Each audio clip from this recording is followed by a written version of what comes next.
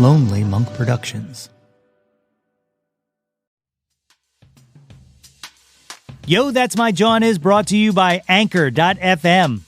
If you haven't heard about Anchor, it's the easiest way to make a podcast. Take a seat. Let me explain.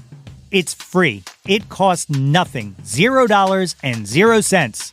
There are creation tools that allow you to record and edit your podcast right from your phone or computer. Me? I'm doing this from my iPad. It's that simple.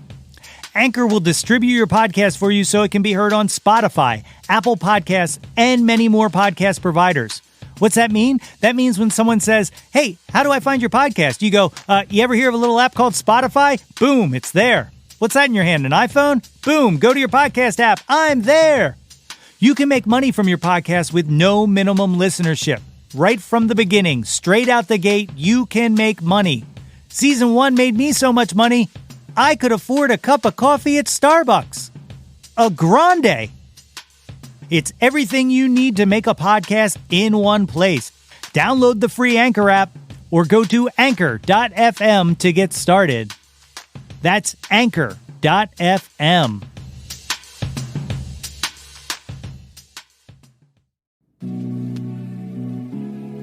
I don't know if you guys have listened to season 1 of this podcast yet, but yo, that's my Jawn!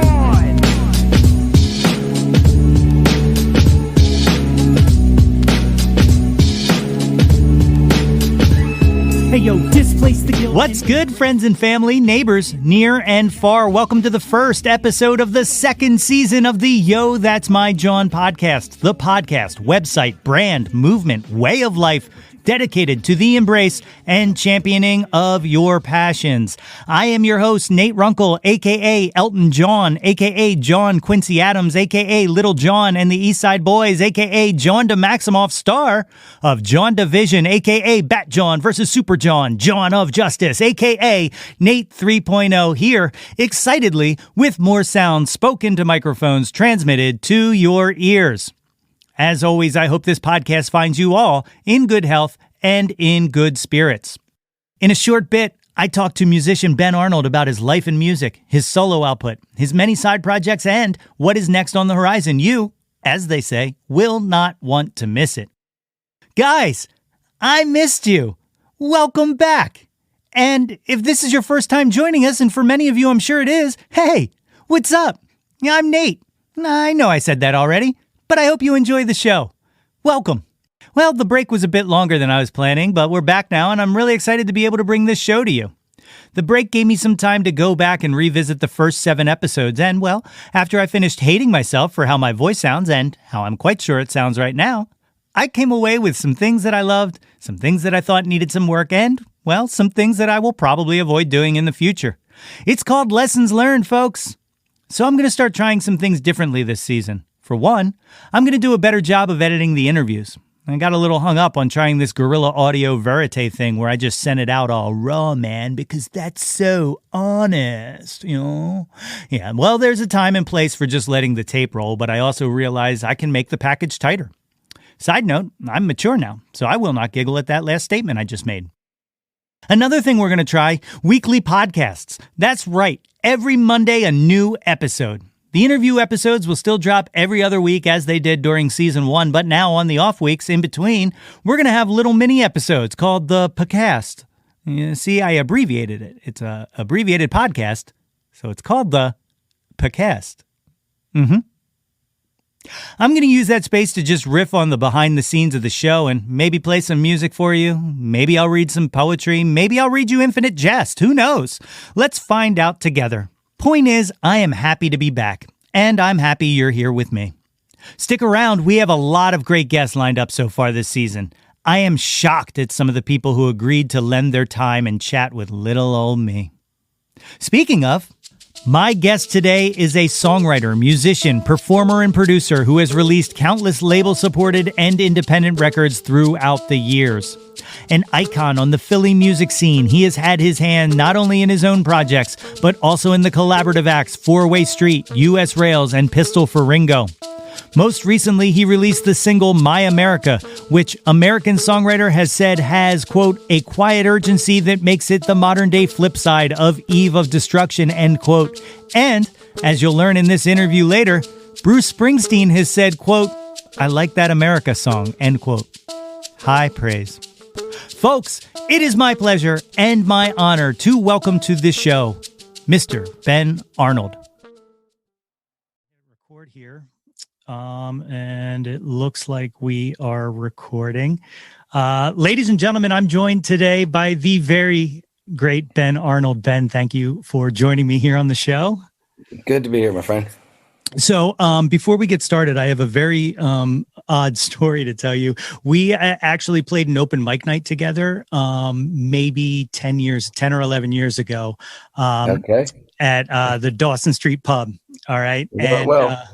And as I was leaving, you were 2 blocks away. Oh, that's awesome. You were talking to Russ Einhorn, I think his last name is. Eisenlohr. Yeah. So I was saying goodbye to Russ, and you had told me that you really liked what I had played and that I sounded great, and I appreciate that. And then you said you look very familiar. Do I know you from somewhere? And I had this weird response that in my head I was like, "Oh, you don't know me. I'm not anybody," right? But the way it came out sounded so stupid. I was just like, "Oh, you don't know me, friend." And then I left, and I've replayed that in my head for about 10 years now. If it makes you feel better, I have a lousy memory, so good. I do remember. I remember seeing you play. I do remember. I have some recollection of that.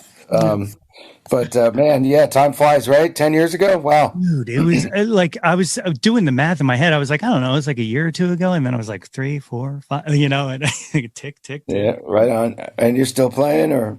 Yeah, every now and again, not as much as I want and not as much as I used to, but I still get out there, Right on. So tell me a little bit about what a child like Ben was like. Where did you grow up? Like in the area, right? No, I grew up in upstate New York, Rochester, New York. Oh, really? Just outside of Rochester, New York. And I moved to Philadelphia in the summer between 8th and 9th grade, which was a long time ago. A very long time ago. 43, 4 years ago, something like that. Yeah. But I moved here between 8th and 9th grade. I grew up my mother was a singer. I grew up dying to learn how to play piano. My brother and sister got piano lessons by the time they were both older than me. This is kind of an old story. By the time it got around to me, my parents were like, we've been wasting our money with them, so we're not doing that. You want to learn how to play piano? There's a piano. Go learn how to play. And and I did not. I messed around on it a bit, but it wasn't until 9th grade when I moved to Philadelphia. I came to Philadelphia. We moved to. It's a long story about my parents splitting up and all this kind of stuff. But we ended up moving to Northeast Philadelphia. I got enrolled in George Washington High School, which I virtually never went. My mother would leave for work at 7:30. I was supposed to leave right after that, and I would basically just stay home. And in that year, I pretty much learned how to play piano. I mean, I was the beginning of me learning how to play piano. We had a bunch of little chord books sitting around, and I had a friend. His name was Mike Morgenstern, and he wrote down on a napkin at Pison's Pizza the formula for major, minor, suspended, maybe dominant seventh and major seventh chords or something like that. Kind of just where you would place your fingers, what the intervals were. And I took that napkin home that I still have to this day, and kind of just matched it up to what I saw in these little music books and figured out the rest. And to this day, I have a style. I have a very I play piano like you play drums. My left hand is the kick and my right hand is the snare, and I play kind of a bluesier version of Neil Young. That's my style. But it's worked out okay for me. That's amazing that you still have that napkin. You said your mother was a singer. What kind of music was she singing? Cabaret, Jewish folk songs. She was playing in the Catskills kind of circuit sometimes. In New York, she would go down to New York, playing some of the cabarets. A lot in upstate New York. She did a lot of music therapy for veterans of World War II. Oh, it's tremendous. So she was doing a lot of music. She was very instrumental in the infancy of music therapy, what became like a regular thing. We actually, my mother is now has pretty severe dementia, and she's in a home. But so we've cleared out her house, and one of the things I found was this. Here, wait, we're on Zoom. It's amazing. Because I happen to have it right here. Got this reel-to-reel tape that's from 1958, and it's her being interviewed on New York radio and singing, and it's just such an awesome treasure. I just had it what do you call it? Translated? No, I had it. There's a word. I had it put to DVD and a digital file, or a CD and a digital file. So yeah, we're psyched about it. It's pretty neat. That's really cool. That's really awesome to have. Yeah, I had to even listen to it a few times because it was like it didn't originally sound like her, and I was like, no, that's not her. That's not her. And then all of a sudden I realized, oh wait, that is her 22-year-old self. And our voices all changed, and her voice changed fairly drastically. But it's just like, oh yeah, that's her. She had a Southern accent. My family was long story, but we originated in the United States in Nashville, Tennessee, and migrated to Pittsburgh and Ohio and places that are sort of Southern, where people sort of have these weird Southern accents where you're not in the South. Yeah. Why do you have that? But they do. Yeah, so, I lived in Western PA for a few years, so I definitely it's that. Yeah. So on that, like, have you been able to play her that recording at all? I know you said she has dementia. She doesn't even shoot. No. Yeah, it's tough. My grandmother had dementia pretty bad, but oddly could still sit down. She played accordion, and if you put the accordion in her hands, like memory or not, that was one thing that definitely stuck, and she could riff awesome. It out. Now my mom is she knows who we are, but she doesn't say anything. She's very nonverbal. Doesn't really say anything. She sits there while my brother and I talk or something like that. But, no, that's cool. Are you of Italian descent or? No, German, Irish, some Arabic, like a whole bunch. There you go. You got accordions. Okay. Yeah, exactly. But yeah, so like what kind of music was going on around the house when you were a kid? From my parents, it was, definitely all of the big band / Rat Pack kind of variety of music, a lot of cabaret kind of stuff, but that, all the way going to Latin and jazz. My parents really liked Latin and jazz stuff too, and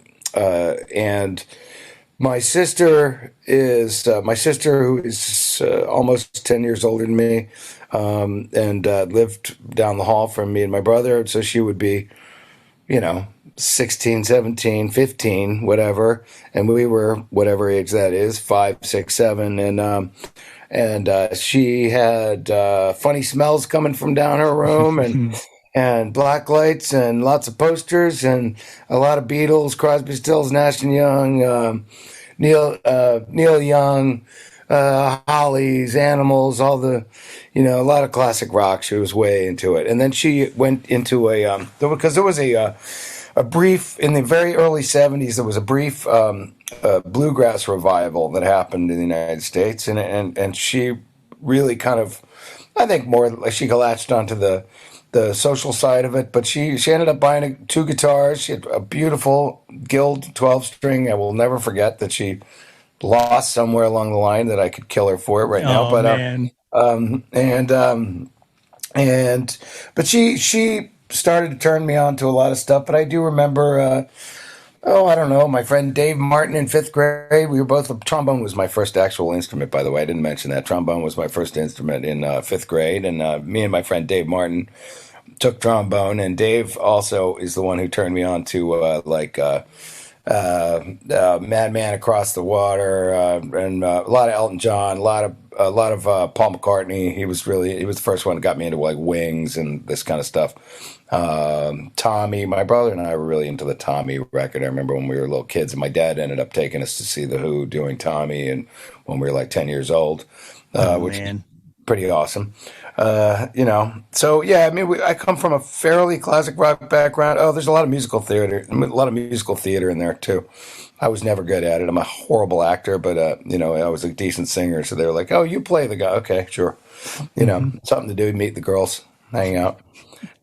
I'm a terrible memorizer, so it's just be like the last day before a play, and I'd be like still going like, I don't know my lines. I don't know. They'd be so pissed, and then I would learn them overnight somehow or another. But and succeed. So in the end, but, That's great. So you're teaching yourself how to play piano in those years and stuff like that. Can you I'm still remember? teaching myself how to play piano. Still teaching. I learned how to play guitar. I bought a guitar when I was 22, maybe. I think 22 or 23. I had never played guitar. I bought one when I was about 22, 23, and I was like, I just want an instrument that was more portable. And Yeah. and it took me a solid 10 years, and now I'd say I'm a pretty decent guitar player. But I'm not a lead. I am not a lead player by any means, but I'm a very solid rhythm player, and I can come up with some stuff. You can But hang. yeah, I'd say I'm about equal. I'd say keys and guitar. Probably keys a little better, but I write songs, so the instrument supports the songs, and anybody else, I'll hire them. Yeah. Yeah. You know. So, can you remember like when you started, like, were you always kind of creating songs even before you could play them, or did it? Yes, I was creating songs from the time I was very, very young. Yeah. I always was coming up with melodies. I have a harmonic memory, or a harmonic gift. I would say. I hate saying that, but I sort of do. I can sing harmony to anything, and I always have my whole life. I've always chosen the harmony to sing over, and and always get it pretty much on the money. Even songs that I don't know, it's a little tick I have. But I always, along with many other ones, but I always, yeah, I was always coming up with little melodies and little ideas for songs, or a little play, or this, that, and the other. I was a kooky, creative kid. What can I tell you? I Yeah. still am. I was just gonna say, don't change, man. It doesn't Yeah, change. It sticks yeah. with you. You're teaching yourself to play, and are you playing in any bands and all? In that high school when you're learning, or Yeah, I went to Philadelphia after that fateful ninth grade. I went to summer school, and ended up. They squeezed me through ninth grade. I don't know how. I don't care. My mother was smart enough to recognize that I was failing miserably there, and she had heard that Philadelphia school system was opening the Philadelphia High School for Creative and Performing Arts, Kappa, down at Broad and Spruce, and she suggested I go and audition. And so I do. My mother's been an amazing force in my life. Had she not done that, I very well would not be sitting here talking to you, because she was wise enough to recognize that I needed to do something different, and going there completely altered the course of my life. So yeah, strong pedigree coming out of there. Like a lot of great Philly well, musicians. yeah, yeah, yeah. I was in the second graduating class from there, and the place it's been there now and that was 1981. So it's Okay. been there a long time, and probably moved 4 different locations since then. But it was amazing. I just had a great time. I ended up living in Center City. All of my friends were visual artists, dancers, singers, actors. It was, we owned Rittenhouse Square and South Street, and was just a great time of life. I ended up getting a job. That's how I found the restaurant business. Also, I had a hidden talent I did not know for cooking, and I ended up getting sucked into the restaurant business from 10th grade.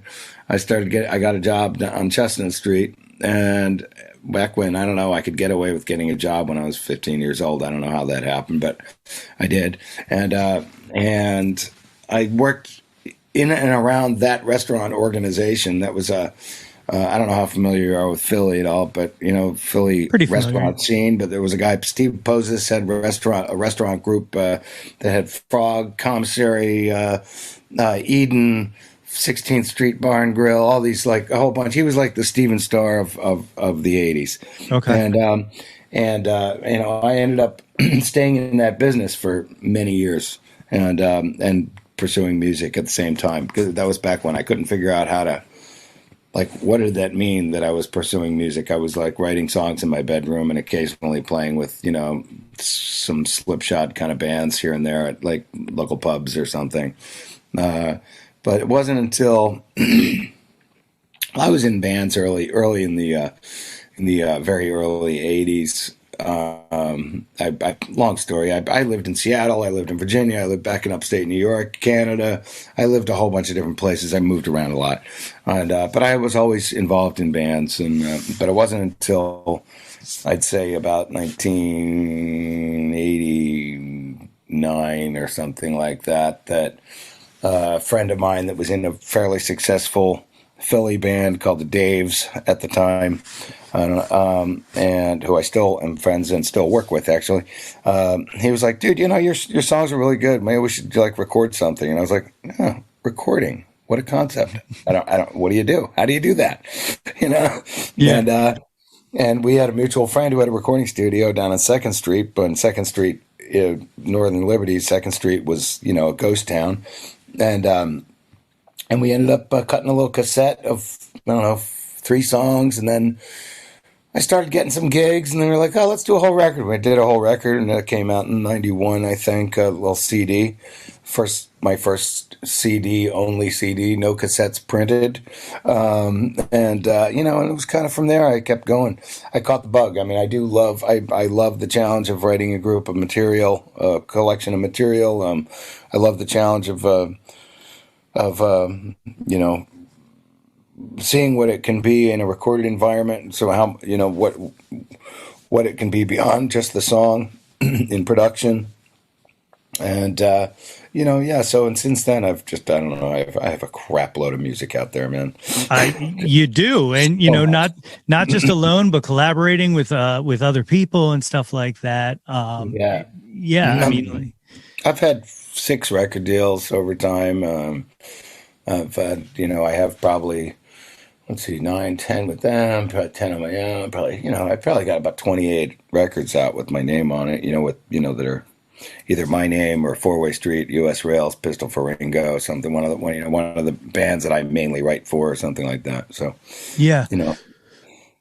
So when you're writing, for like 4-Way Street or writing for US Rails or anything like that, do you have stuff that you specifically are like filing away, like, oh, this is for me, this is for that, Totally. I mean, kind of going back to this ability to harmonize. For some reason, that was kind of a I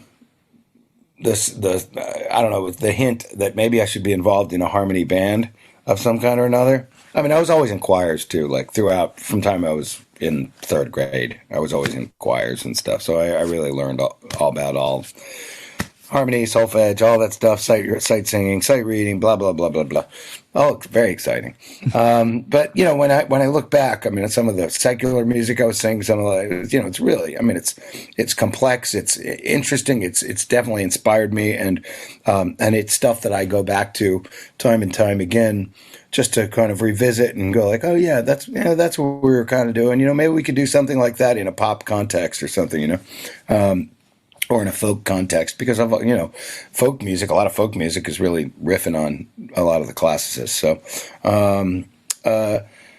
But do I write for it? I write for projects. It's an ability that I have developed over years where I know how to write for a particular project, and that includes differing projects that I'm doing for myself, such as the last few records I've done where it's a theme. I find a theme. I've been not to meander, but like for a year now. Well, since the beginning of this pandemic, when we got back in March, and for several months after that, I would talk to people, and of course they'd say, hey, well, you must be writing and doing all kinds. You must probably have wrote a whole record by now, and I'd be like, nope, haven't written a damn thing, nothing. Tried a few, tried a little bit, but I hadn't written anything,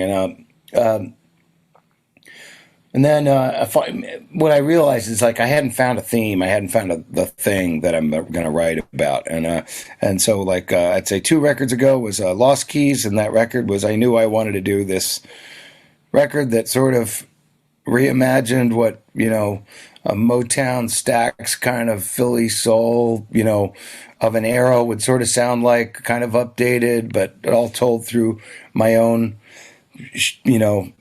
a lot of shitty relationships and some good ones and whatever, and to kind of tell those stories. And then I reappropriated that into Sunday Morning Meltdown, which was the last record I put out, which was kind of all those musical themes but limited into more of a Memphis kind of sound, but limiting it to I don't think there's no love songs on it. There's not one on there. It's all pretty much political, and that was way pre anything. That I wrote most of that record just leading up to the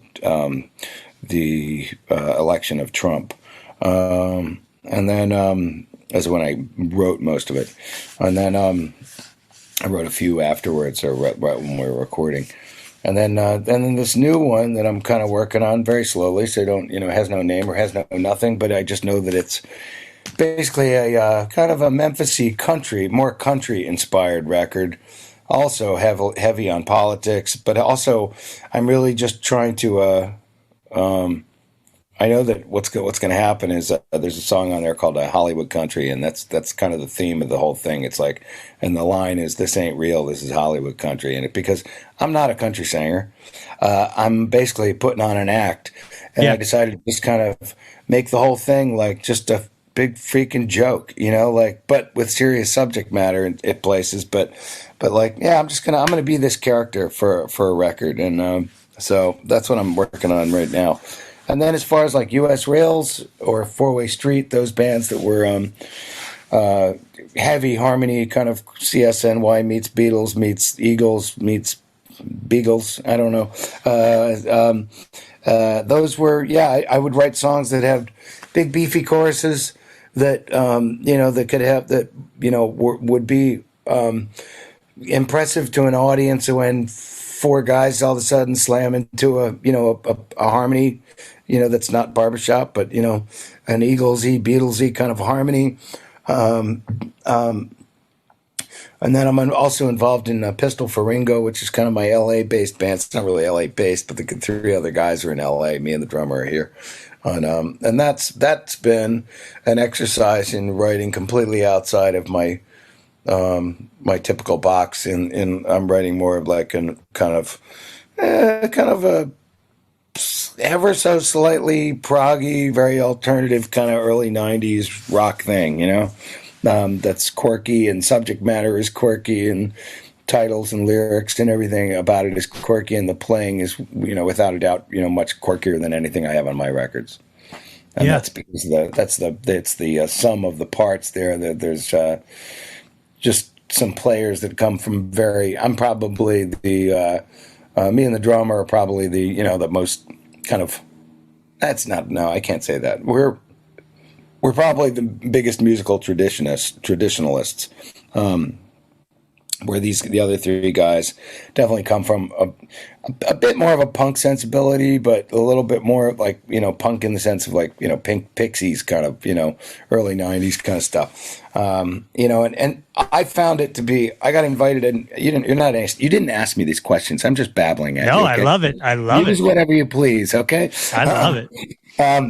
I got invited to that band. There was a guy that lived out here for a number of years that I was really good friends with. This guy Shane Smith, who had since moved back to L.A. and he got involved with this band, Pistol for Ringo, and it was kind of a project band. It still is. It's like a project band. We've toured a couple of times, but for the most part, we don't really play live. It would be nice if we did, but he moved out. He moved out there, and he became part of that band. And then just as they were going to start to mix their record, the singer quit, and he was never. And I'm not just saying this because I replaced him, but anybody would say if they listen to the stuff with his voice on it, you kind of go like, it sounds weird. Something doesn't sound right. Doesn't sound comfortable. And so they were like, hey, would you consider flying out to LA and re-singing this entire record? And that was when you would, I couldn't do it here now, but it was sure as fuck more fun to go out there, And, I'll go out there where you got the good weed. And so I went out there and I replaced all the vocals. I just threw in a major Philly vocals. And we did that, and that was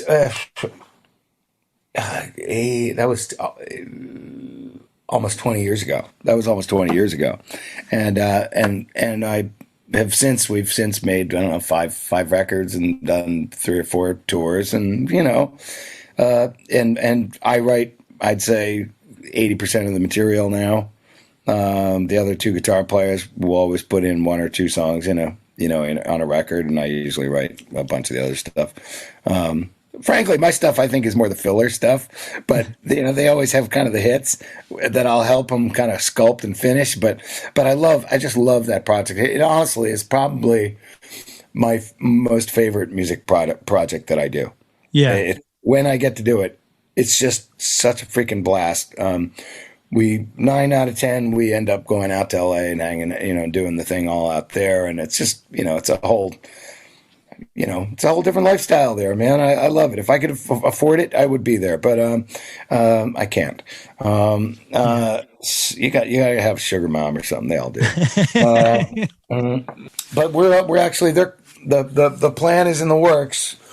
The tickets are possibly being purchased if nobody's going to die, or we don't, I don't know, who the hell knows what's going to happen. But the plan is that this summer, this July, they're coming out here and we're going to cut a record out here. So, awesome. That is awesome. Will you, so when you do that, will you play any shows around here while they're out here, or? Yeah, they would want to, but it takes us so long to rehearse. It's like, I'm sure we'll go somewhere and play 3 songs or something like that. But, Yeah. You'll have to let me know if that happens, because I'll honestly, it'll probably be like at the Dawson, yeah, totally. If they're doing anything, it's like, or the Grape or something, somewhere where we can just go and do a few songs. It takes us like the few times we've toured, it takes us a solid 10 days, which is, nothing compared to a lot of bands, because we never play together and we record and we never play the songs. So it's like we have to spend 10 days learning, plus homework, learning how to do this live, So we've had some great shows as that band, though. We've played always weird, like playing at opening for a strip show in Vegas, or playing. We played not Spielberg, but not Spielberg, not Wahlberg, not oh Christ. Anyway, a famous director. We played his house for an Obama benefit years ago. Wow. Just weird stuff we get, Yeah. And then we played. And then we play like whatever, Hotel Cafe or whatever, up, in San Francisco, or, in Oakland, or some punk rock clubs and stuff like that. But it's just a blast. It's always fun. It's always like one of the guys' dads who's like way retired and, is 75 years old, just wants to get out and see the world. So he drives the van, we can use my van. And, it's a very informal project. I'll put it that way. That's awesome. On the kind of country themed thing. So does My America fall into that that you Yeah, put out last year? Yeah. yeah. I'd say that started it. That's what started it. Yeah. I mean, I didn't realize that's what started it, but I realize it now. Yeah. I wanted to go for 3 and 4 chord simplicity. I wanted it, 1, 4, 5. Even I say dumb it down. I don't mean that way. I want it. Any cliched, obvious influence, I want to welcome in there. I don't care. I'm not going to go out of my way to avoid, because I've for years. I write fairly complex stuff. It's like It's not the kind of thing where, hey, jam. I always get, oh, come on over and jam. We'll play a few tunes. I'm like, no, we won't. You don't know how to play my tunes, and you don't know them. No, and I'm not giving you charts, and you're going to fuck them up, and I'm going to look shitty. So no, we're not going to do that. So they tend to be complex. These are every one of these songs is all fairly 3 and 4 chord, 1, 4, 5, with maybe a minor 6 or something. It's very simple stuff. Very in your face, simple lyrics that are as communicating. Some of them are super silly. I have a couple tunes like $100 fine for fighting, which is about a bar in Texas. It mentions a lot of states. I have a lot of states in this record. There's nothing European about it. It is all America. The whole thing is very American. And $100 fine for fighting, which is about a sign that's been hanging in a bar in Texas for years and years and years and years. 65 years, where Johnny Cash and a million other major country stars of the day would play, and there's a big sign that says $100 fine for fighting, and I can't believe nobody ever fucking wrote a song with that. And I had to go looking it up. I couldn't find anything. So if they did, it's not very popular.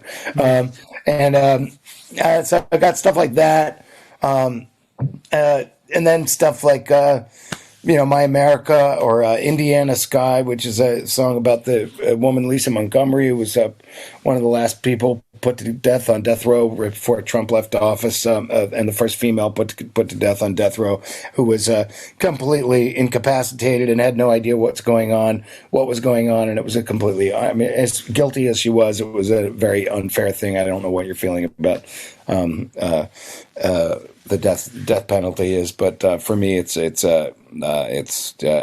I say in the song, I firmly believe in you don't take an eye for an eye. So that's where I'm at, and so it has there's a lot of serious subject matter, and then there's Hollywood country, which is just about a guy that goes out to L.A. from the East Coast, a Jewish guy from the East Coast who goes out to L.A., ends up writing all these songs for the 50s Hollywood movies, 50s Hollywood Westerns, and it becomes like the guy, the go-to guy, which is often what happened, by the way. Yeah.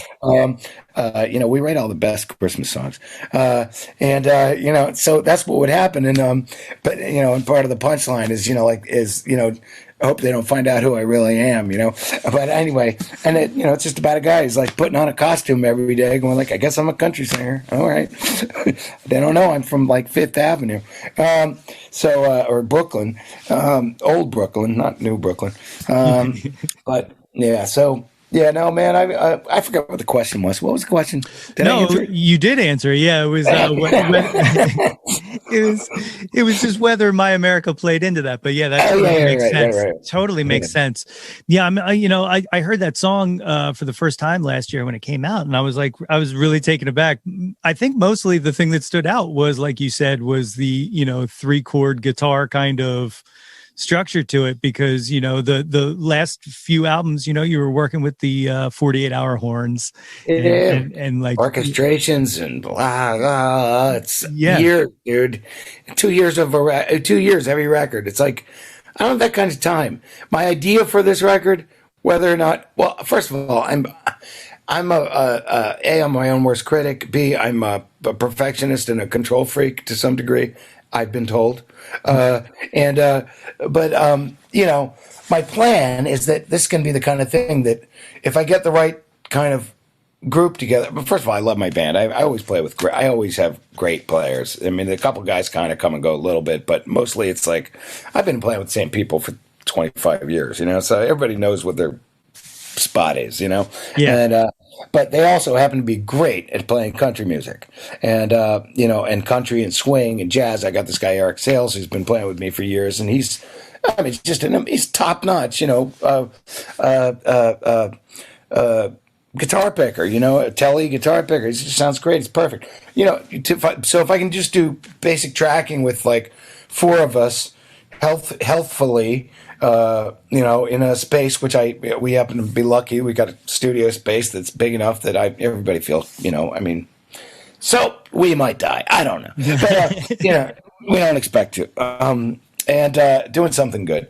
I was just going to say, going out for music's great. Yeah. So we will, hopefully the plan is to be able to at least be able to record all the basic tracking, super simple in the course of a couple days. I mean, both of my last two records, though, I did the basic tracking I did in 2 days for both those records. So, I mean, 2 days apiece for both those records. It was, I remember going into, it was a big buildup. I hadn't done a record in a while. I was so excited to do the Lost Keys record, and I was doing it by my buddy Phil Niccolo. Do you know Phil at all? No, I don't. Phil owns Studio 4, and now he owns Studio 4 Vinyl, which is really fucking cool. You should check that out. There's the only place on the East Coast that will eventually very soon. They just got their machines and everything. They're doing like top fucking grade vinyl. Really nice stuff. It's him and Obie O'Brien, guy that produces all the Bon Jovi shit. But they're opening their place off the boulevard somewhere. That won't be like a store. It's just a warehouse with machine and stuff. Sure. But point being, went there. I was like, Phil's like, come on, dude. I'm not gonna lie. He's like, because I get deals. So it was between Christmas and New Year's. I was like, cool. So he said, between Christmas and, you want the room for 3 days? So we're going to have it for 3 days. First day we get there. I walk in because my dad is like was always promptness is the courtesy of king. So I'm always like I'm always on time for everything as much as humanly possible. I'm on time to a fault, very punctual, and so I was punctual, arriving at our 10 a.m. Let's get first day. Let's get everything set up. Maybe we'll be recording by 5 or something, and I walk in and I hear fans going. Like rotator fans, and it was a sound I'm not used to hearing in the studio. And I walk in and I see like 3 inches of water, the whole studio, and their fans are running and everything. And it's like they had both. They're underneath the studio is located beneath the American pub in Conshohocken.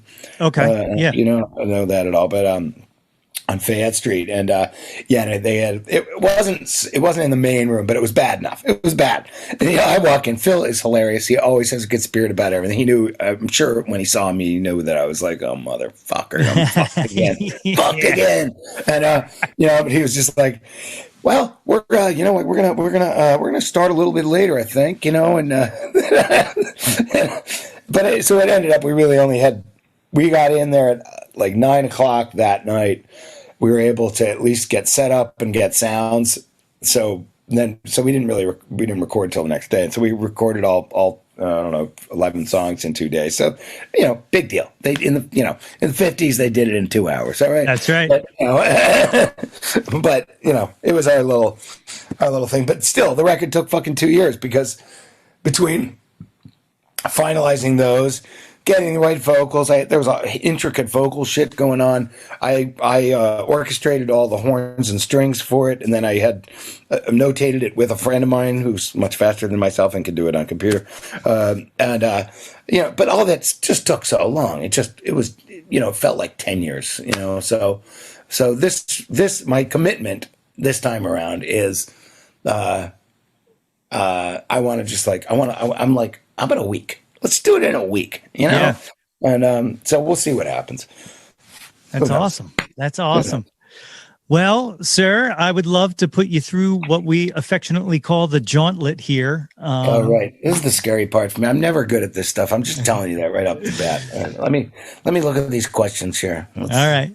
Or do I need to look at them, or you just? No, I'll read them off to you. So, okay. So we start with the one. I can't really see it, so I can tell you, Sammy Hagar or David Lee Roth, I just was never a fan of really either. I think they're both talented, but not a fan. Really? Yeah. I mean, I'll take Eddie Van Halen above either of them. So Sure. yeah. I mean, I think Sammy Hagar is a good singer and apparently a good club owner. Yeah. David Lee Roth, I met, he was a complete asshole. No. So I'm going to say Sammy Hagar or David Lee Roth. I'm going to say Eddie Van Halen. Okay. I like it. Well, I like it. Okay. The next one. Just run? Are you asking me, or should I just run these down with you? Okay, good. I'm taking your show. Sorry, dude. I told you I'm a control freak. I just take shit over. That's cool. It's cool. You can be. I'll be your co-host. Okay. Biggie or Tupac? Are you a hip hop guy? Do you get into? I am not. It is not, nor has it ever really been my regular go-to listening. But of course, it's pretty mainstream at this point. Tupac, without question, for me. All right. I just think infinitely more melodic, and there's something more believable to me about everything he did. So cool. I'm probably a little more familiar too with straight up Tupac than Biggie stuff. So there you go. All right, Nirvana or Pearl Jam? Let me tell you something related to that, though. Yeah, go right ahead. You can tell me to shut up at any point, but not gonna happen. I was in a band in 1982, I guess, in Hamilton, Ontario, right across the bridge from Niagara Falls, New York, on the Canadian side, Niagara, and we had a very unoriginally named band called Niagara, and I met these guys while working in a mall. When I moved up there, I was working for my dad in a mall, Rainbow Mall. It is no longer there. And I met these guys, and they were like, "Yeah, when I saw them, I was like, you guys got to be in a band or something." I was just like walking around like the food court, getting a corn dog or something. And I was like, "Look at these guys! You guys in a band or something?" And this mall was like desolate. That's why it doesn't exist anymore. Too. It was just like the worst business move ever. It became like a koi pond or something. So we had a band called Niagara. I ended up moving my keyboards down to their spot in Niagara Falls the next night, because I was like, "Yeah, I'm a musician. Oh, we could use key." And we ended up rehearsing there every night for like a year and a half or something, or over the course of a year and a half. We were rehearsing all the time, and then we got a development deal, and our development deal was with Sire Records, and they gave us like $10,000 to cover like flights and hotels and shit to go to New York and record some demos. And our manager at the time managed the Fat Boys. And, no kidding. Yeah. Just died, Prince Marquis D. But I knew nothing about that stuff. I mean, I knew, my connection to, African American music was all through, more Motown, soul, that kind of stuff. I really wasn't too hip to. Still, rap was still freaking new, Yeah. I mean, I was working in kitchens, and I was being turned on to Grandmaster Flash and all that stuff. So, but so it was still very new, and I was, whatever. I was a white kid playing, Pippin, the soundtrack to Pippin, or whatever, short story is that he was their manager, but it was the one big tour they ended up opening for Run DMC, doing arenas, and so we went and hung out with Run DMC and the Fat Boys on their bus, at the Niagara Falls Convention Center or whatever the fuck it was, I think something like that, and but just like what I could not have been more of a fish out of water. I was just like, "Hi guys, how are you? It's so good to meet you. Your music is splendid." I don't know. That's an exaggeration. Okay. All right. Go ahead. Back to the program. Unbelievable. No, I love it. I had a cup of coffee right before I got you on the phone here, because I was like, I just taken a little I ate some dinner, and I took a little cat nap. I woke up, I'm like, oh my God, I'm so tired. But coffee affects me greatly. So anyway. Nirvana or Pearl Jam? It's a tough one. But I'll say Pearl Jam because of just strictly for longevity's sake, and the fact that I just respect the shit out of their ability to stay together, continue to put out if not music that I find personally super memorable or exciting. Some of it is, some of it's not bad. It's not just not really my thing, but they're all great musicians, great players, and the fact that they've been able to survive this long and survive with, in my opinion, a whole lot of class. I'm going to go with them. But fucking mad respect for everything Nirvana as well. It was just very short lived, and and then they spawned that evil Dave Grohl, who's destroying anger in the music business for everybody. Yeah, right.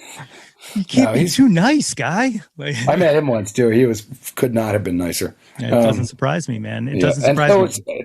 And I met Stone Gossard was in a band called Brad with Chuck Treese. Chuck at all? Yeah. So they were doing the Brad thing with Chuck, and that guy's since died. I forget his name. He was Sean. He was really good. They had one record that did well in like XPN, AAA radio, whatever. But they were around Philly a couple times, and Stone was just could not have been a cooler dude. He was just so nice. That's awesome. All right, next. The big one: Beatles or Stones? It's tough, but Beatles. Yeah. I mean, I love the Stones, dude. I mean, Beatles for their perfection, Stones for their aggression. I love them both equally, but if I have to make a choice, I'm going with the Beatles. All right. Do you have a favorite Beatle? It changes, but I mean, it was George for the longest time. But again, due to longevity and accomplishment and ability to continue whether or not I like it or it's amazing musically, but the ability to continue to create music as in as high quality and appear to be as such a respectful human being, I'm going to go with Paul. Yeah, makes sense. Yeah. Last one of the one-hit wonders, Prince or Michael Jackson? Prince. Yeah, dude. This has come up a lot throughout the course of this show, but just the ability of that dude to just play everything, track everything, and then I mean, Michael was amazing, but I don't need to tell you Mike's story because you know it, but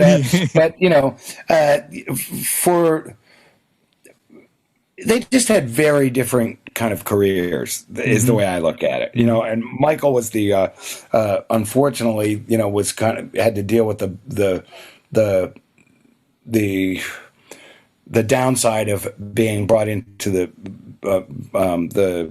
music business at such a young age, and I think it's fucked him up. And I think he was genuinely screwball. I don't think that I know a couple people that have met Prince and have worked with him, and they both say that slightly kooky when you first meet him, but then he's just a guy who just really, he's dead now. Right. They're both dead now, by the way. Everybody's and we will be too eventually, but someday. They're I mean, I kind of lost my train of thought, but Prince is just, I mean, he's I think he was a guy who just loved to play music, Yeah. And I don't honestly think he was into the fame side of it. It was a byproduct of kind of his genius versus I think Michael actually sought fame. And that was because it was instilled by his father and right. the band growing up. That was like, we're going for the toppermost of the poppermost, Prince was just like, I got a band and we're fucking good. You're going to probably like it. And eventually the whole world did. So, and it took him, it was a slow burn, man. You ever see those videos of shit being thrown at him, opening for Rolling Stones? Oh, poo, I'm opening for the Rolling Stones. But in that era and, and in the grand scheme of things, because back early restaurant days, I remember when Controversy came out and a couple of the little African American college girls that worked at the restaurant were like, hey, Prince? And I'm like, Never heard of him. They'd show me the record. It would be the vinyl, and I'm like, what the? Yeah. This guy, And, so I don't even know if it wasn't, maybe it was Controversy. It was probably earlier, because Controversy is like third record or something like that, but I don't know. Next. Okay. So those were the one-hit wonders. Now the top 10 countdown. These are just favorites. We talked about this a little earlier, but I use Jawn interchangeably to be anything you want it to be. So there is no parameters around what you want your answer to be. But number one, what was your first Jawn? What was the first thing you remember being obsessed with when you were young? I think the first record I got obsessed with, honestly, was Venus and Mars, Paul McCartney and Wings, Goodbye Yellow Brick Road, Elton John, and because I kind of talked about this earlier, but it's true. These were like, I remember when I was like 8 or 9, getting these, my brother getting these records, and you got to play them again. And the last one was not the Who's Tommy, but Tommy as played by the London Symphony Orchestra. Wow. Okay. With all these like guests and stuff. So it was like kind of like a Broadway version of Tommy before there was a Broadway version of Tommy. Pete Townsend, he's no dummy. He knew how to diversify. Yeah. I'd say like,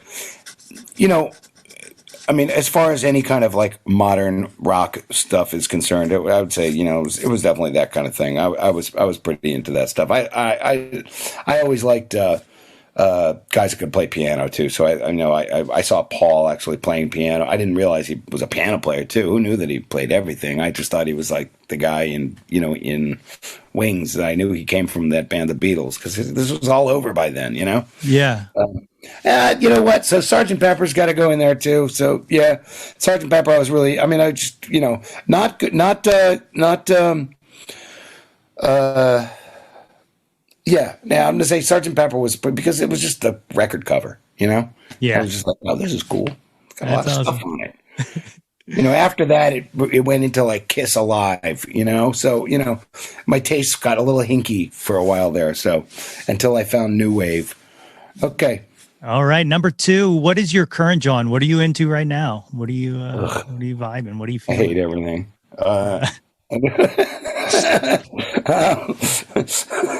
Anybody tell you I'm kind of a curmudgeon? But I don't impress easily right now because I'm definitely of an age where I don't want to say I've heard it all before, but it all sure as heck sounds mighty familiar. I'm not a big fan of like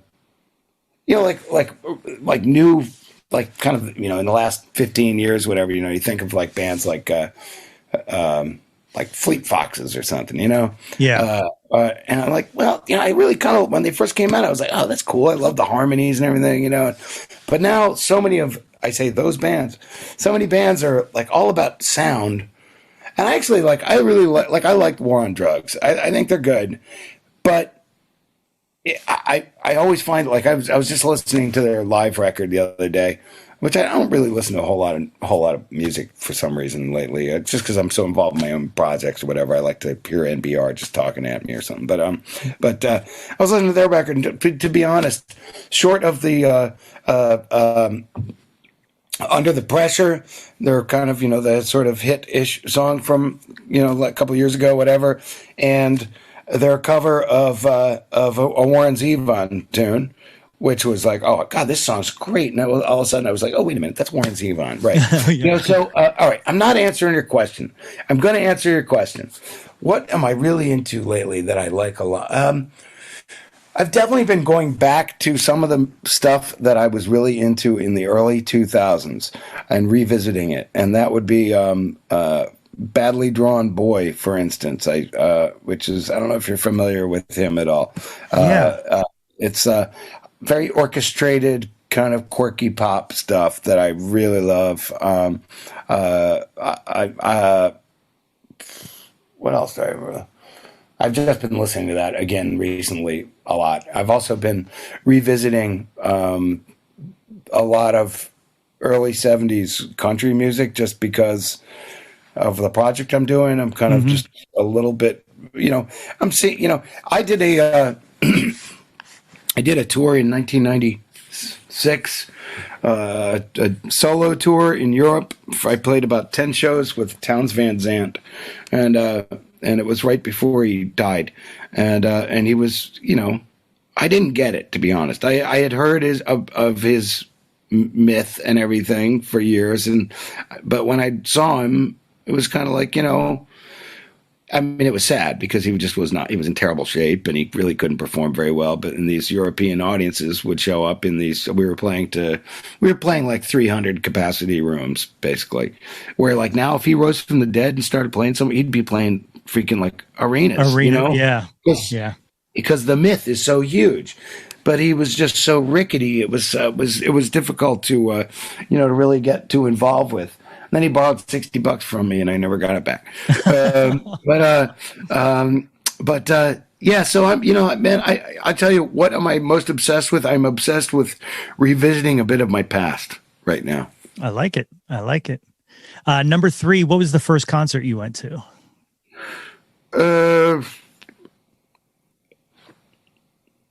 I mean, as a kid, we went. My parents were pretty cool about taking us to see things, to see music. I remember. This is going to sound super corny, but I got to tell you, they were amazing. We saw Harry Belafonte. Yeah, he was amazing. That would have had to have been 1969 or 1970. Saw Liza Minnelli. She was unfucking believable. With a huge orchestra and everything. And, she was huge at this point too, really. I mean, that was like, this is like probably 1971. She was, just kind of like, she was still a thing, Yeah. And then, we went to, I remember we went to see, Expo 67. So Expo 67 was the 1967 World's Fair. We didn't go in 1967. We went in 1969 because they just kept it as a fair running in Montreal, and so Montreal or Toronto, I can't remember. But we saw a bunch of music then. I remember seeing like Up With People. Does that ring a bell to you at all? Yeah, I know exactly what that. Okay, and me going like, that looks like fun, Yeah. I mean, a little kid, I'm like, look at all those colorful shirts, but they got drums and bass and, there's guitar, electric guitar, so I thought that was pretty neat. But, the first, I'd say the two first real concerts I saw was when I was 10, we saw Tommy, we saw the Who, and then when I was about 12 or 13, my sister took me to see the Eagles. Eagles nice. With Pure Prairie League. What am I saying? ZZ Top, not the Eagles. ZZ Top Fandango tour. Tush and all that. With Pure Prairie League opening up. Yeah, that was a lot of fun. Rochester right. Memorial. I always remember that. I've seen so many shows because I also, having nothing to do with being a kid, but in my adult life, semi-adult life, I don't know, I still don't know if I'm an adult, but I've been accused of not being. So, I worked for Electric Factory Concerts for almost 10 years too. So, okay. Saw a shitload of shows, met a shitload of people, never taking pictures because back then, of course, 1, we didn't have the phones like we do now, 2, it's just weird. You don't do that, it's kind of frowned upon, but, talking about just sitting at a table, hanging out, talking to Neil Young, sitting at a table, talking to Jackson Brown, David Crosby, Bruce Hornsby, Patti Smith. Like so many people literally running into Elvis Costello in a hallway, physically running into him. And, hey, mate, hey, man. Great fucking times. Neat. That's awesome. Number 4, what was your last concert? What was the last show you went to? Me, because we were on tour before this all happened here.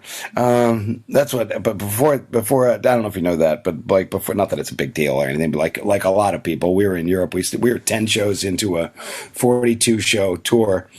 in Italy, Spain, Germany, Austria, Switzerland, blah blah blah blah. We didn't make it much past Spain. So Wow. yeah, and then it was just like talk about, we all lost thousands and thousands of dollars, and it was like, imagine 5 grown men crying in a van, rolling down the ramp. It's just like, what the fuck is going on with the world? And it's like, because in Europe too, like in Berlin, fucking army tanks rolling through. It's just like, you're what's going on in your head is like, what? I'm revisiting. I'm getting emotional right now thinking about it. It's like, it was such an emotional time. But before that, what did I see? Concerts. I think the last thing that like I saw as like we're going to a concert was Paul McCartney. Okay. Yeah. All right. Like a big because I can't stand him anymore because I worked for the Electric Factory. I'm totally jaded. I call them up to this day. Hey, do you have any tickets for blah blah? And they still hook me up and shit. But because previous to that, right before I went on tour, I do this thing, Light of Day, every year, which raises money for Parkinson's research and stuff. But it's Bruce Springsteen has a component. He's been a long time kind of partner of the mission, and so I was fortunate enough to, right before I went on tour, I played a show in Asbury Park at the theater in Asbury Park. I always call it the Brown Theater, but that's in Kentucky. Whatever, the freaking theater in Asbury Park, and it was neat because I was on stage with Bruce, so that was pretty cool. That is cool. Yeah, that was better than going to a concert. Yes. Yeah. Number 6. Fucking Thunder Road with Bruce Springsteen. That was cool. My God. Yeah. Did you get to go back to back? Because that's like my dream, is like to go back to back and share the mic. No, I was like 6 bodies away from Bruce. Okay. Still. It was close enough. It looked good in the photos. That's all that matters. Yeah. And but I did play right before he went on stage. Like I did my set, and he said I played My America that night too. Oh, sweet! And later that night we went to this tiny little bar, probably 80 of us in this small bar, like the Dawson. There was probably like 80 people in there. But Bruce was there, and we got to talk and hang, and he's like, I like that America song, but I didn't even know he kind of knew who I was. He's like, Ben Arnold, Philly Ben Arnold. Yeah, I know you are. Yeah, because my name has been around him for many years. Sure. He's not inviting me to his house for dinner, but because I was so nervous about like going up and talking to him, and. But I had a friend, Willie Nile. I got a friend, this guy Willie Nile. Do you know Willie Nile at all? He's like kind of a iconic Jersey, New York. Years ago, he was like the next Dylan, the next Springsteen, whatever. But he's still working to this day, and he sounds great. But I was like, no, Willie, come on. And he's friend. Like when Bruce plays at Madison Square Garden or at the stadium, Meadowlands, whatever, he gets Willie to come up on stage with him and stuff. So it's like, Willie, come on, introduce me to Bruce. He knows who you are. He knows who you are. Like, he doesn't fucking know who I am. He's like, yeah, Bruce, Ben Arnold. Yeah. Philly Ben Arnold. Yeah.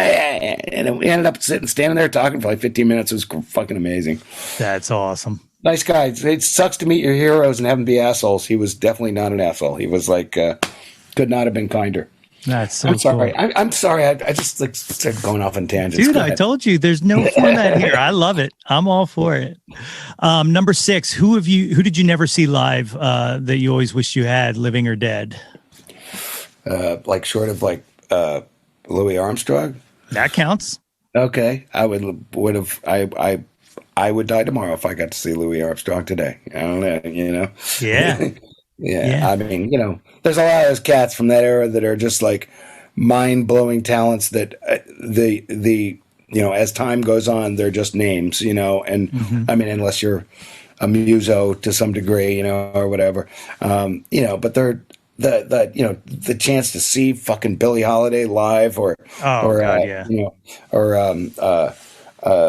I mean, just any number of people. I mean, there's just some, shit. Well, let's go see Mozart. I heard he's gigging down the Dawson. He's bringing his little pianette, with a tip jar, because that's big. I mean, that's how these guys kind of started out. Really, they were essentially slaves, servants working for, and then eventually you write enough good stuff, you get a better house. That's right. It's the dream. And then you die. And then you die. Number 7, name an unappreciated Jawn. Something you love that wish had more shine to it. Okay. How about this? Well, it's their fault because they broke up, but there was a band called Convoy back in the very early 2000s that I just thought made the most amazing record, and it just was like gone, disappeared into the ethers. Convoy, look them up. I will. I'll definitely have to check that out. Weekends, gotta work it out. They were like, I mean, they're so good.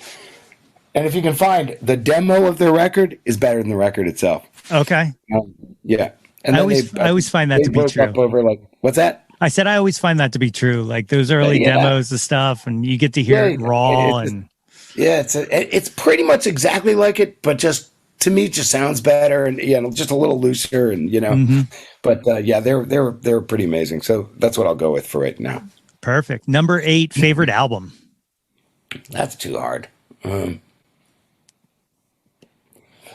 mean, there's like, what's yours? My favorite album, oddly, and it's less to do with the album itself and more about where it puts me the second it comes on and I have to listen to it straight through, is the album Pinkerton by Weezer.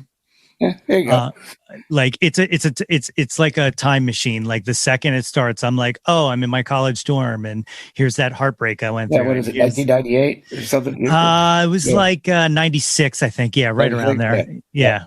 Yeah. Well, they were pretty great. I saw them back then with Tenacious D opening up. It was so good. It was such a great show. It was just so silly. I mean, I didn't even really know what I was going to see. I kind of knew Weezer, but I didn't really. I went with some friends, whatever, that kind of thing. And that was fun.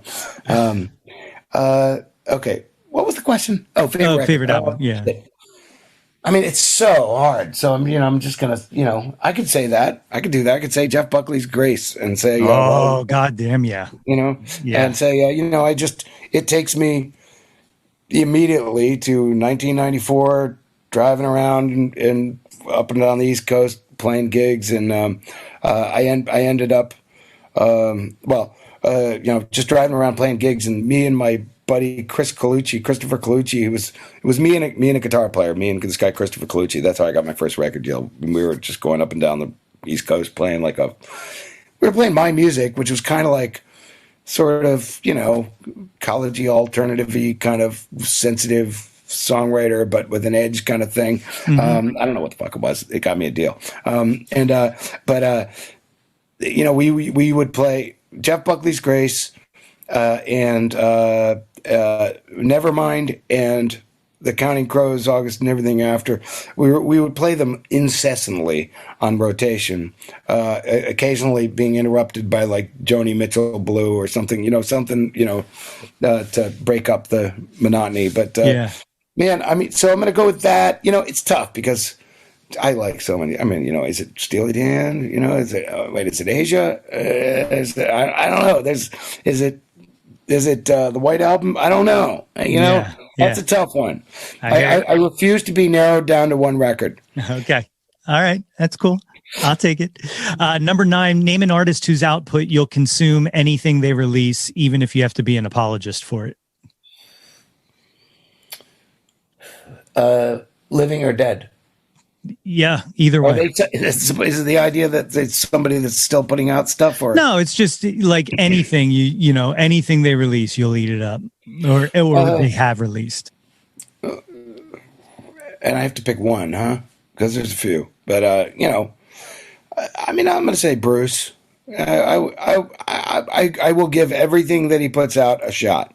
Yeah. To this day, I don't love it all. I really don't. Sometimes I'm just like, there have been records in the last 15 years where I'm going like, yeah, you can do it. Why don't you just wait a couple of years and then do something a little better, But so I'm gonna, because it's Bruce. It's it's Neil Young even. Neil, I'll listen to anything. Newer stuff. Elvis Costello. I mean, I'll pretty much listen to anything he puts out. It's always quality. Yeah. So yeah, if we got to go with one right now, we're going with what did I say? I'm going with Bruce. You were going with Bruce. Yeah, we're going with Bruce. Yeah. What does the shirt say? Oh, it's Run DMC. It's a Run DMC logo for Fort Washington disc golf.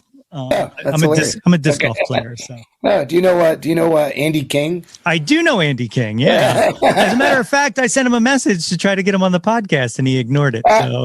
So he ignores everything. he lives on his own little island. Yeah, he's awesome. He's a good guy. Yeah, good guy. Yeah, I've been obsessed with disc golf as long as I can remember. Like, really, I was like, what is that? I had no idea even what it was.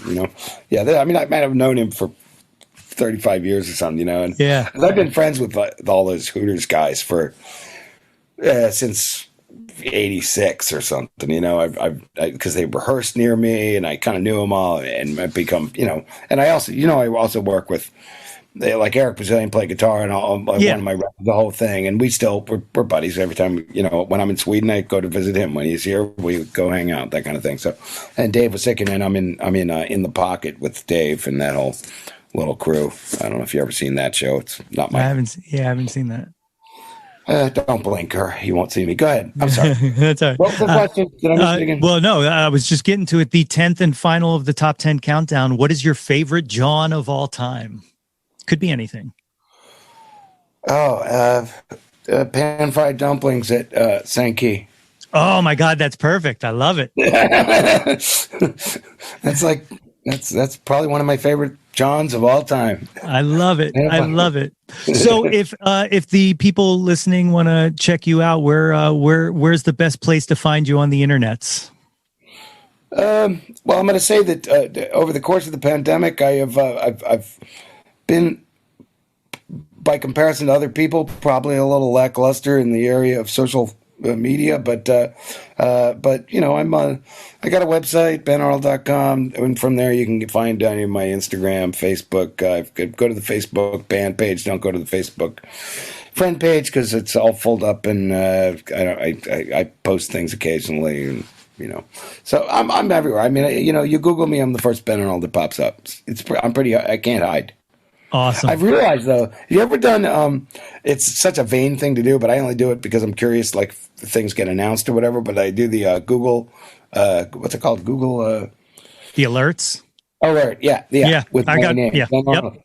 And damn, there's so many more Ben Arnolds in the world than I had any idea. I get them every day from somebody somewhere that's named Ben Arnold, and often.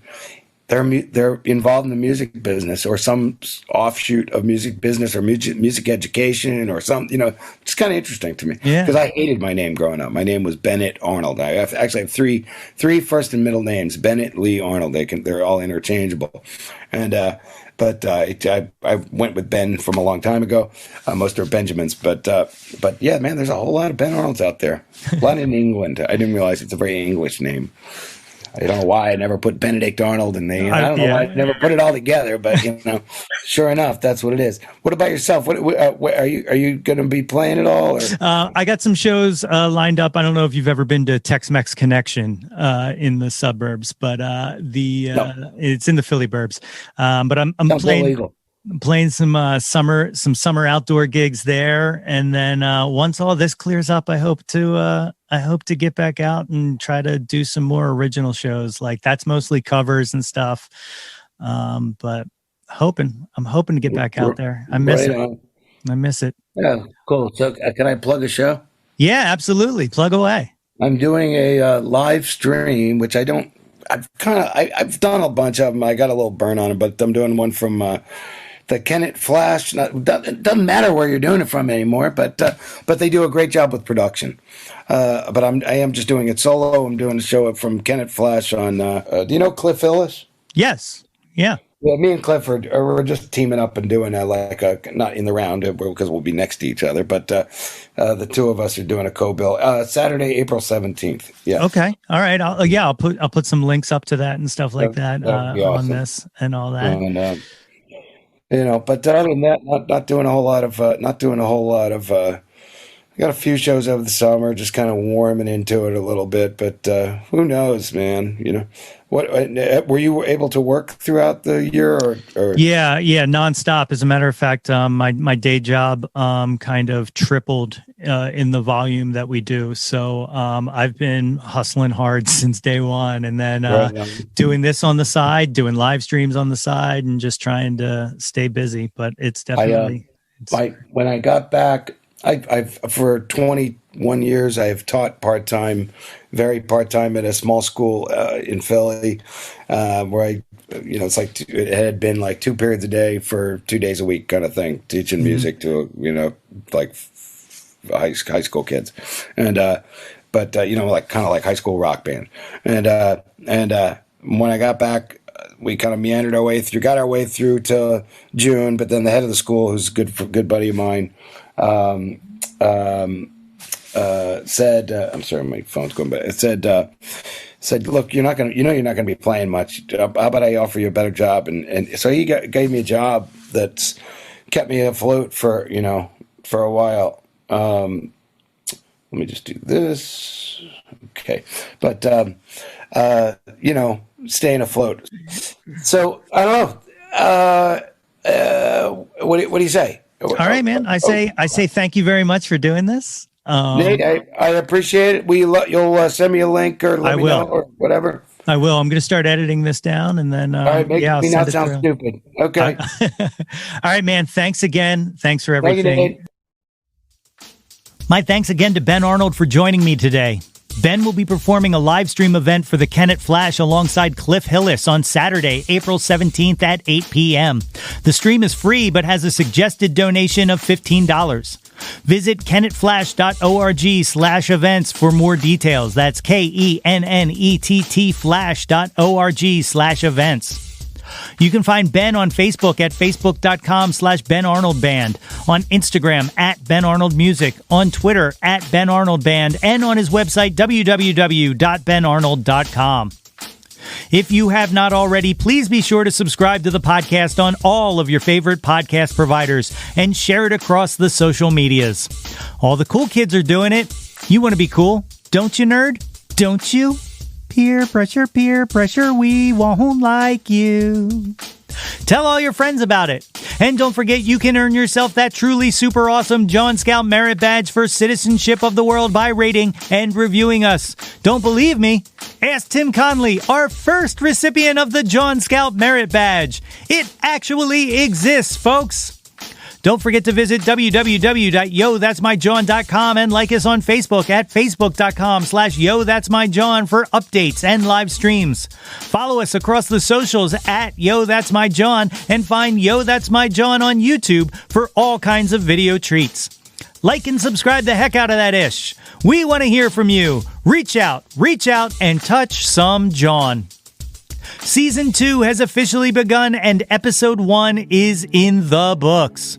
I hope you enjoyed the show, and I hope you join us next week for our first mini-sode of the podcast. Thanks for allowing me to stimulate the 3 small bones located in your tympanic cavity.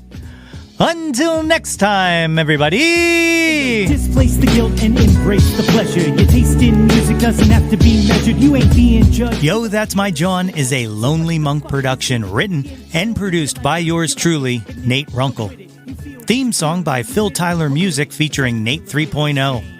Special thanks to Fox Run Brands, DX Ferris, Andrew Scott, Natalie Runkle, and the incredibly brilliant and wickedly stunning Katie Daubney. If you or anyone you know has any ideas they would like to share or any guests they would like to hear on the podcast, please feel free to reach out to us at yothat'smyjawn@gmail.com. Or you can leave an audio message for us and possibly hear yourself on a future episode by visiting anchor.fm/ytmj/message. Until next time, be sure to displace the guilt and embrace the pleasure and shout to the world, yo, that's my Jawn.